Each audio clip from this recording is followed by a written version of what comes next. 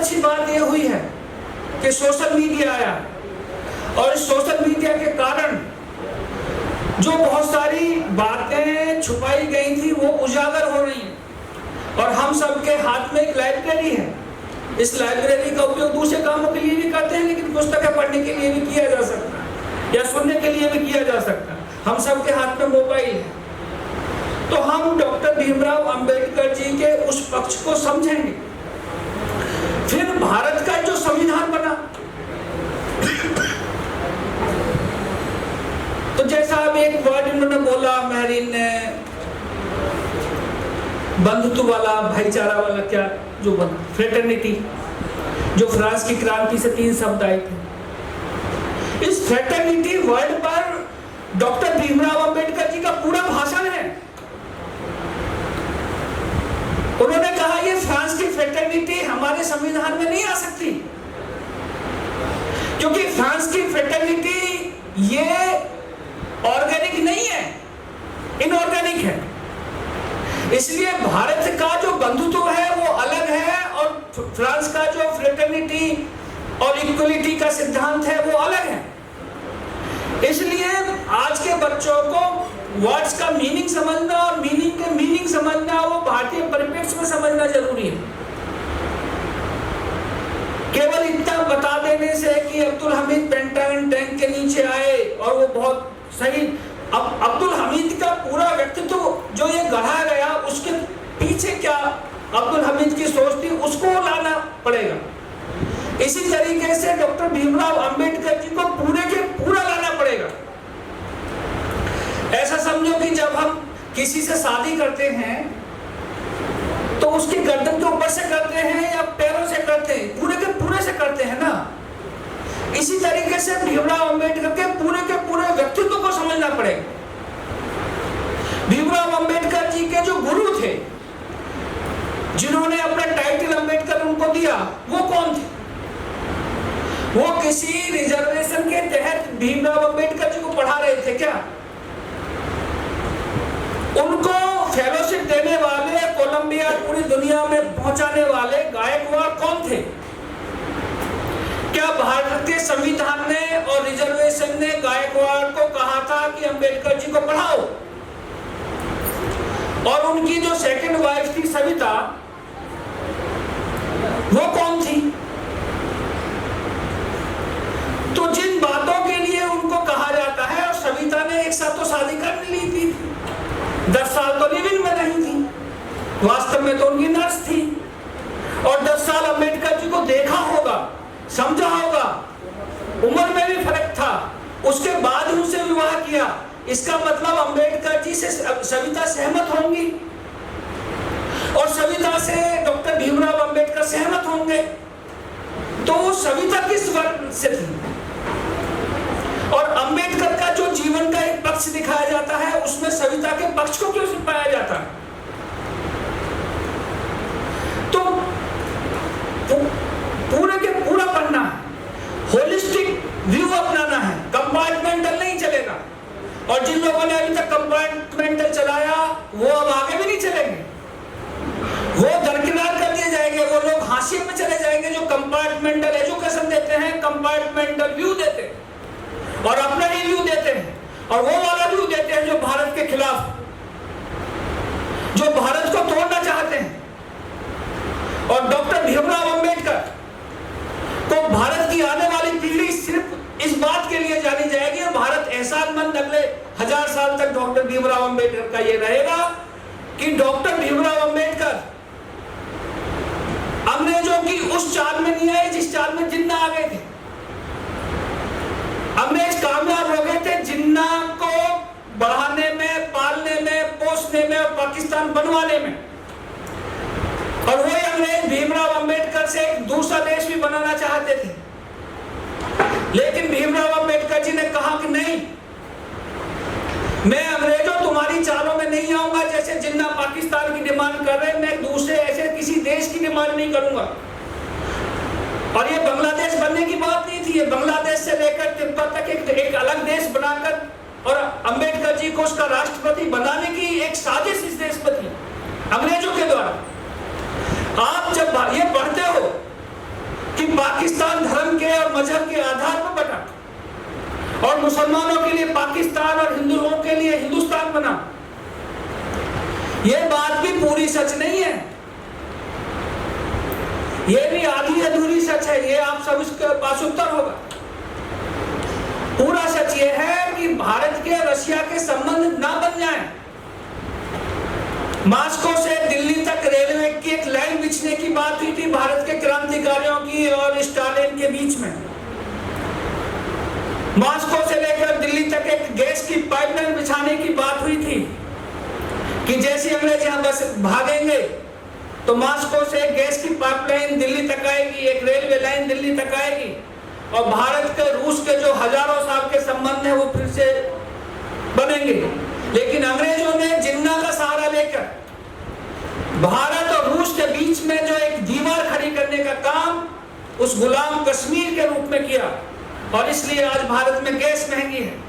और अगर मान लो यूक्रेन और रशिया का युद्ध ना होता तो भारत में भी आज पेट्रोल 160-170 होता। तो जो रशिया आज भारत को पेट्रोल देता है, ये रशिया 1947 में पेट्रोलियम पदार्थ और गैस और बाकी सामान देने को राजी था। तो वो ना हो जाए इसलिए पाकिस्तान का निर्माण किया गया। ये तो ठीक है कि पाकिस्तान मुसलमानों के लिए बना था। भारत में जितने सिर थे उन सिर को गिनकर 10 लाख वर्ग किलोमीटर से ज्यादा जमीन दी गई। उसके बावजूद फिर भी झगड़े हैं। और इस पर चूंकि यूक्रेन की बात आई, यूक्रेन की अलग भाषा, रूस से टूटकर अलग देश बने। तो जब संविधान बनना था तो अम्बेडकर जी ने कहा, जिस पर आज तमिलनाडु में चलता है, अम्बेडकर जी ने कहा कि भारत की जितनी भी भाषा है सारी की सारी राष्ट्रीय भाषाएं। तो अम्बेडकर का एहसान एक भाषा के विषय में भी है। और अम्बेडकर जी की ये बात नहीं बताई जाती है कि उन्होंने कहा था कि भारत की जितनी भाषा है सब राष्ट्रीय भाषाएं। और अम्बेडकर जी की ये बातें नहीं बताई जाती है जब कैथोलिक पादरी उनके पास पहुंचे थे अंग्रेजों के कहने पर। कैथोलिक पादरी को कैसे उन्होंने लौटाया था। जब देवबंद वाले अम्बेडकर जी के पास पहुंचे थे तो देवबंद वाले को कैसे उन्होंने लौटाया था। और कैसे अंग्रेजों को उन्होंने कहा, ठीक है मैं कोलंबिया में पढ़ा हूं, ठीक है आप मेरी मूर्ति लगा सकते हो,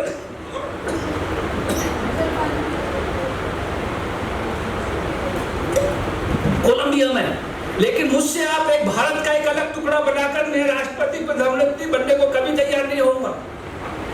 अंबेडकर की यह बात तो किसी ने नहीं बताई। इसलिए भारत में बहुत सारी अफवाहें चलती हैं। अंबेडकर जी को, चूंकि आप लॉ के विद्यार्थी हो, इसको पूरा का पूरा आपको पढ़ना है और अंबेडकर को ऐसे पढ़ना है कि वो भारत रत्न तो है ही। पहली बात तो भारत रत्न मिलने में देरी क्यों हुई, और भारत रत्न तो वो है ही, लेकिन भारत की आने वाले पीढ़ियां उनको भारत भक्त के रूप में जानेंगे। वो भारत भक्त थे। अगर वो भारत भक्त ना होते तो अंग्रेजों की चालों में आ जाते। वो अंग्रेजों की चालों में नहीं आए और भारत को उन्होंने जितने अच्छी तरीके से समझा वो मुझे लगता है कि किसी दूसरे विद्वान ने उस समय नहीं समझा। और भगवान को पता नहीं क्या मंजूर था कि वो ज्यादा नहीं जिए। अगर 10 साल और जीते तो भारत की तस्वीर कुछ और होती, क्योंकि भारत में बहुत सारे और बदलाव आ जाते उनकी प्रेरणा से। क्योंकि वो पंचवर्षीय योजनाओं के विरोध में थे और भारत में इतनी सारी पंचवर्षीय योजनाएं आ गई। अगर अंबेडकर जी को फाइनेंस मिनिस्टर बना दिया जाता और 54 का भले चुनाव हार गए थे, अगर 59 के चुनाव में जीत जाते तो फिर वो फाइनेंस मिनिस्टर बनते, तो पंचवर्षीय योजना इस देश में नहीं बनती। और 91 में जिसका श्रेय एलपीजी का मनमोहन सिंह को जाता है, लिबरलाइजेशन, प्राइवेटाइजेशन, ग्लोबलाइजेशन, ये एलपीजी तो डॉक्टर भीमराव अंबेडकर 1954 से पहले ही चाहते थे और उन्होंने श्यामा प्रसाद मुखर्जी को कहा भी था। तो अंबेडकर जी का एक आर्थिक पक्ष, अंबेडकर जी का एक भारत भक्त पक्ष, अंबेडकर जी ने, अगर उनका एक बात ये सबसे ज्यादा कही जाती है तो उन्होंने ये भी कहा वो बौद्ध बने और अपनी मृत्यु से 1 महीने पहले बने, लेकिन वो चाहते तो देवबंद वालों के कब्जे में आ सकते थे।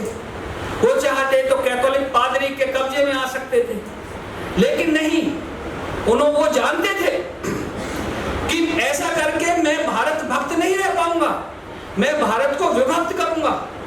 और इसलिए उन्होंने बुद्धिज्म अपनाकर एक भारत के ही एक महान सपूत, जिनको कहा जाता भारत के बारे में कि भारत गौतम और गांधी का देश है।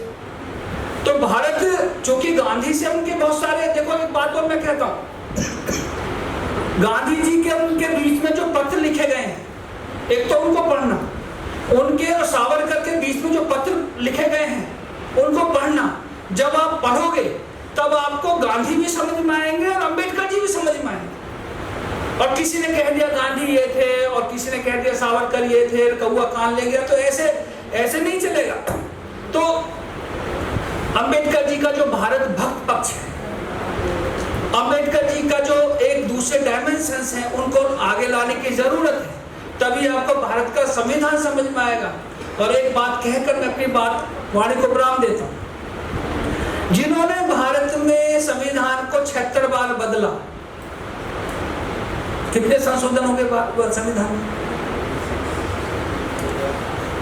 जिन्होंने भारत के संविधान को इतनी बार बदला, वही आज कह रहे हैं ये भारत के संविधान को बदलना चाहिए।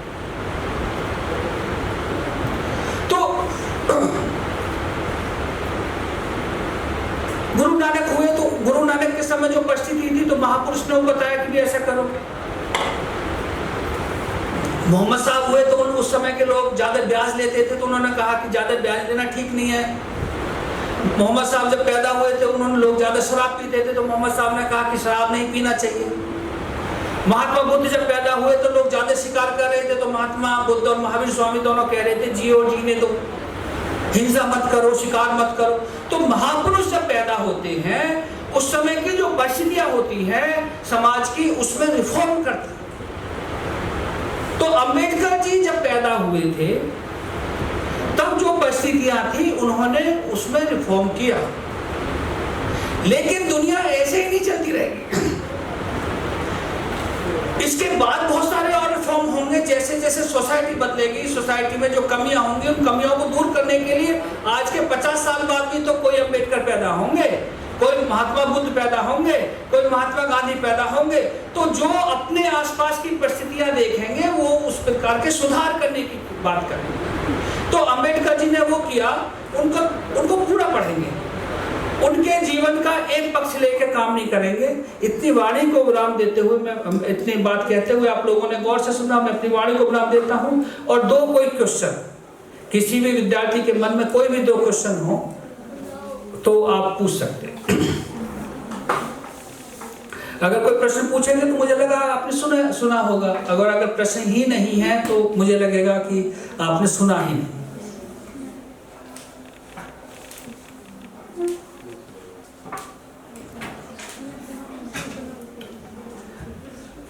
भारत माता की वंदे मातरम। देखिए त्यागी सर ने जो है